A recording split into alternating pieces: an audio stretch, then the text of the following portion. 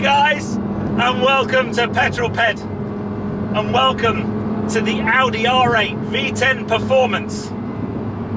This car is epic in every single way, but I need to talk you through the details. So let's head back to the barn, and I'll tell you all you need to know.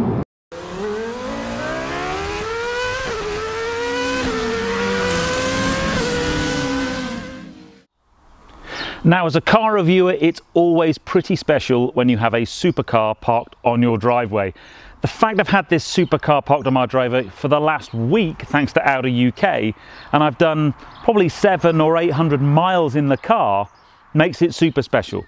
Now, this particular car, the R8 V10 Performance, in the days of hybrids and smaller turbocharged engines, the fact that this still has a normally aspirated V10 is a thing to behold, and the noise it makes on full chat is quite remarkable, but we'll get on to that.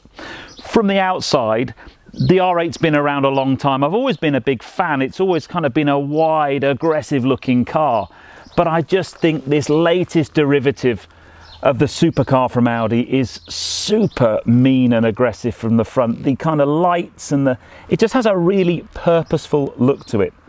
I think this particular colour spec, now this is the carbon black edition, this is a beautiful kind of bluey grey colour. It's got a metallic fleck to it in the light, which I know the camera will not do justice to, and there's a lot of carbon fibre, little bits on the kind of wings and spoilers and wing mirror caps, and inside it's packed full of the stuff. So it really does look very special from the outside, and in my time with the car so far, it's drawn huge amounts of attention. If you want to drive a car and not have lots of attention, you don't drive a supercar. Perhaps though, my favourite view is around the back of the car. Let's face it, the rear view of this car is the one that most people are going to see. So it's a good job it's on point. The front of the car is aggressive, but the back end of the car just has this kind of see you later look. Accentuated by the black badging against this particular body colour, I think that sets things off brilliantly. I love the carbon fibre diffuser section on the back of this car, and they have got to be the biggest exhaust tips ever. Ridiculously big, but super cool. Exposed carbon fibre everywhere is set off by this beautiful rear wing. Gives the car a kind of racy, edgy feel. I just don't think this car looks right without it, to be fair. And then I find myself just staring into that engine bay for hours on end. And at night time it's actually lit. It's just beautiful to kind of look in there, and you can pop the glass and have a really good look at that V10 lurking beneath. Around the side of the car, this model is the same as the previous one. The carbon blade is split with the body colour. I always liked that. It kind of broke the car up a little bit, and I know this car has had a little bit of criticism for this fake vent here. I personally have got no problem with that. This one's perfectly functional, so you've got almost like function and aesthetics. I'm not going to complain about that. I think the rest of the car just sets it off beautifully. So I think it's about time we get out the magic key of dreams and jump inside. Now, my biggest problem with this is this key to a supercar is exactly the same as the key I have to my S4, and if I'd spent the amount of money this car costs, which we'll get onto shortly, I'd want something a little bit more special than that. But let's jump inside and show you the inside of the R8 V10 Performance. Welcome to the inside. Beautiful place in here. This car's spec is, well, there's a lot of lovely things on here. This is the carbon black edition, so I have carbon fibre inlays all around the centre console, surrounding all of the air vents. It's just beautiful, even little details around the kind of side panels here, around the instrument binnacle, absolutely beautiful. Sports seats, pretty firm. We'll talk about those maybe more when we get out on the road. Other things to note in this cabin from a spec point of view is this roof lining is a £2,500 option. So, you know, if you're going to be speccing this car, it does really make it very special in here.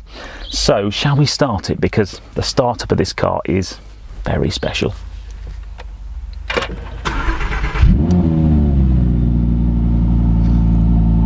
It's just lovely. I'm going to shut this door now just to hopefully you maybe hear me a little bit better. It's got a deep, menacing throb. Now, when it's warming up, it kind of idles quite high, about 1500 RPM. And then as soon as it starts to warm up, it does drop down to idle around about 1000 RPM, which is much, much better. My neighbours have commented they always know when I'm going out, they can hear the car start. Other things in here, this is a very, very standard Audi fare. I've got virtual cockpit. It's almost identical in terms of how I control things to my Audi S4. I guess the only difference is drive select button is on here. Again, I'm going to talk about that more when I go out in terms of my optimum settings I've found for the car. Start stop button rather is on the steering wheel, and then I've got a little checkered flag here which basically allows me to put a dry or wet setting. So you've got performance, snow, wet and dry mode, and that backs the traction control off. And I haven't, to be fair, put it in that mode very often because I just don't think on the public road I'm going to get the opportunity to do that. I know you all want to listen to the engine, but let me just turn it off for a while so you can actually hear me. From a driving position point of view, I'm a pretty tall chap. Firstly, apologies for having my legs out today. It's quite warm though here in the UK. This seat's about as far back as I can get it. What I've had to do is change the attitude of the bottom of the seat to be more upright so that it provides more support underneath my legs. Otherwise, there's a lot of pressure on my seat bones and I've found I've got a bit of a numb bum. The steering wheel, you've got reach and tilt adjustments, so you can get in a really nice, I like the steering wheel quite close to me, so that's quite nice. And the rest of the cabin is really light and airy, and there's a lot of room in here. It is quite an upright seating position for me because to get the seat far enough back for my legs, I've got to kind of tilt the back seat, so it is quite upright. On a longer journey, I might like to be a kind of little bit more relaxed, but if you're on it and you're on a kind of really nice B-road blast or on a track day, brilliant driving position. You've got a little drinks thing there, which I'm not a big fan of, to be honest, but you can put some drinks there. And then from a storage point of view, under the bonnet storage is quite poor. It's only about 120 odd litres, I think, and most of that's to do with the fact that because this is Quattro four-wheel drive, you've got a whole bunch of mechanics underneath the car between the front axles that kind of compromise the boot space up front. But I do have a huge parcel shelf behind me with about 250 litres, and it's got like a cargo net in it, so it's a bit of a faff to put stuff in there, but it makes it a little bit more practical. But I think enough talking about this car while it's sat here stationary on my driveway. I think we need to get it out on the road, and this car is all about the driving, and very spectacular it is too. So the first thing that greets you when you drive this car is as the revs build to about 3000 RPM, you get this drone start from the back. It's a really nice drone, not a nasty drone. And it just builds and builds and builds, and this engine, the noise it makes from kind of 3000 RPM, it just builds a crescendo all the way up until its red line at 8500 RPM. It is a masterpiece. It's beautiful. There's none of this artificial noise creation going on there, just a naturally aspirated 5.2 litre V10. Now this is the V10 Performance Edition. Previously it was called the V10 Plus, and the power output of this car is 620 PS. If you buy the standard R8 V10, it's still kicking out 570 PS, so it's a powerful, powerful car. Now the Drive Select program in this has a number of different settings. When I first had the car, I just stuck it in dynamic, which turns everything to the max, and had an absolute hoot. However, as I did more miles in the car, my maturity started to come to the fore. And what I've done is set an individual setting with everything to the max except the suspension, and I put the suspension to comfort. And that just gives, it's still pretty firm, but that gives just that little bit more compliance to the ride. And actually, on a bumpy B road, the ride is exceptionally good for such a kind of highly strung supercar.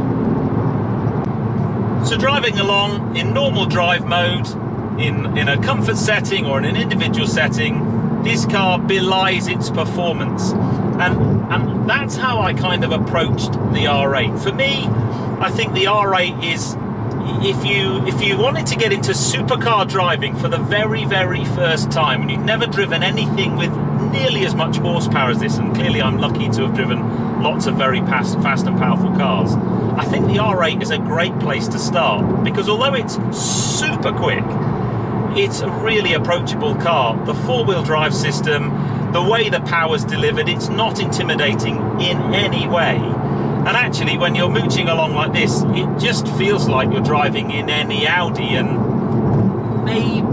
maybe that's one of the problems I have with this car, but I'll come to that shortly.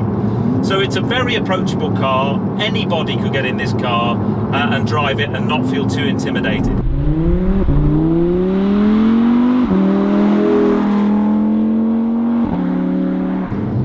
So let's push on a bit. I'm going to put it into my favourite driving mode. You basically pull the selector back towards you to engage sport mode, and then knock it to the left, and I'm now on the paddles. I'll drop it down one, and 5,000 RPM. That's changing at 7,000 RPM. It just sounds incredible. So this car's 620 PS, and it weighs around 1,600 kilos. If you get the standard R8 V10, it's about 65 kilos more, so a little bit of weight saving in this particular car. But the poise on the road once the speed increases is really, really comforting. You've got so much traction and so much balance that it allows you to really kind of get on with it and exploit the car quite quickly. Even for a novice driver, I think you could drive this car quite fast. Steering feels really good. It's not as darty and as engaging as something like a McLaren 570S, but I think that's where, for me, this car is, if you wanted a supercar that you were going to use every day and not worry about waking up in the morning and switching it on and worrying about whether it's going to start or not, and you want it to be reliable and relatively cost effective to keep on the road, this car ticks every box. It really, really does, because it's got the kind of comfort and equipment levels and spaciousness in here of just a fast Audi. But the performance, wow. I mean, the performance is super, super special. Seriously, when you push on in this car, you cover the ground so well, and to have a naturally aspirated 5.2 litre V10 right behind your left ear hole is a very, very special thing. Oh, and we'll have to just quickly stick it up the Petrol Ped hill climb. It's just got traction in abundance.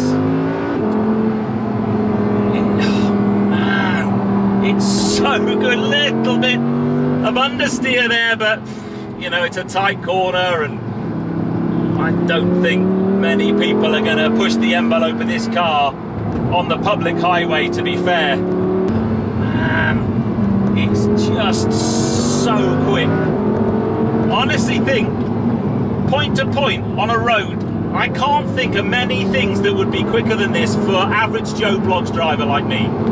It's so approachable, you can deploy the power so much. You don't really have that worry of losing the back end or you know, massive tail out Chris Harris power slides. And I know for many people that will be the thing that detracts from this car, because it doesn't have that playful sportiness. It might be a little bit clinical for some. But if you like your car safe and clinical and ballistically fast, this thing ticks every box. The thing I found fascinating this week is I've been very lucky to have driven lots of supercars and very high performance cars, normally for a few hours, maybe a day. This is the first time I've spent a whole week with a supercar. My main finding is you spend years as a kid and as a young driver hankering after a supercar, and then you finally get your hands on one, and you very, very rapidly realise that you just cannot exploit them on the public highway. They are so fast, and you have to be so careful. The speed these things gather is just so immense. This car will do 0 to 60 miles an hour in 3.1 seconds. I'll have to try that out in a moment. And it will top 200 miles an hour, 205 miles an hour, although check out my mate Joe Achilles' channel, because he actually beat that on the Autobahn in this very car. But they are massively, massively fast. So actually for me, if it's pure driving pleasure down a B road or a country road on a Sunday morning, I might not actually choose a supercar now. I'd choose something with a little bit less power that you can really exploit the full performance of. And maybe one of my criticisms of this car is it is so good. I'm never going to get anywhere near the performance envelope of this car on the public road. I'd love to get it on a track. I'm sure it's amazing on a track. But I think we do need to see what its 0 to 60 time is like. But this thing is also equipped with the biggest set of carbon ceramic brakes I've ever seen. So I think just for this car, we're going to do a 0 to 60 to 0 test and see just what it's like. Let's go and find a nice straight bit of road, shall we? Now for this 0 to 60 test, I'm not going to do a proper launch control. I'm just going to stick it in sport and put my foot in the carpet. But we have a nice straight bit of national speed limit road ahead. No cars around. So 0 to 60 test. 3, 2, 1. 60.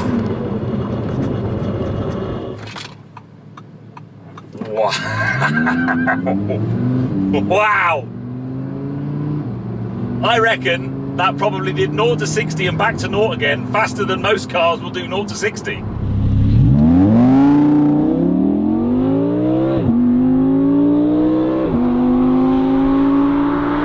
So what are my final impressions of the Audi R8 V10 performance? We'll plonk it into just normal drive mode and chill out for a while. This car is so impressive on every level. I've lived with it for a week. I've now done 813 miles according to my long-term memory trip there. And every single one of those has been a pleasure, whether it was on the motorway, dual carriageway, or on a tight and twisty backcountry road like this one. I've averaged 17.9 miles per gallon, so this is not a frugal car. I have had that up to as much as 23, 24 miles per gallon, but as soon as you push on, that big old V10 lump in the back has a thirst for premium unleaded petrol. So super impressive car in every way. It's so well equipped in here, very, very comfortable. This is a proper daily supercar. You could quite happily daily this, and I don't think there are many cars that you could put in that camp. Maybe something like a Porsche 911 Turbo. You know it's going to start every day, you know it's going to be reliable, you know it's going to be comfortable. Does it give you that extra supercar wow factor that I would maybe want for this kind of money? We haven't talked price yet. So the R8 V10 starts from around £130,000. They don't do the V8 one anymore, and they don't do the rear wheel drive only one anymore either. This is top of the tree. This car as equipped is £170,000, well, a few pounds shy of. And for me, that puts it up against some serious competition. It's so Audi in here for me, and I can't believe I'm going to say this. It just lacks some little je ne sais quoi that I might expect if I was spending 170 grand on a car. However, I know if I did spend that money, I'd have a car I could use every day, would be super reliable, and I'd have an absolute blast with. So yeah, it's real first world problems. A huge thank you to Audi UK for letting me have the car for a whole week. Anyway, if you've enjoyed it, give me a thumbs up. Comments below are always welcome, and if you haven't done so already, please subscribe to Petrol for plenty more content to come. And from the luxurious, amazing driving position that is the Audi R8 V10 Performance Carbon Black Edition, I'll see you on the next film, guys, but you take care. Drive safe.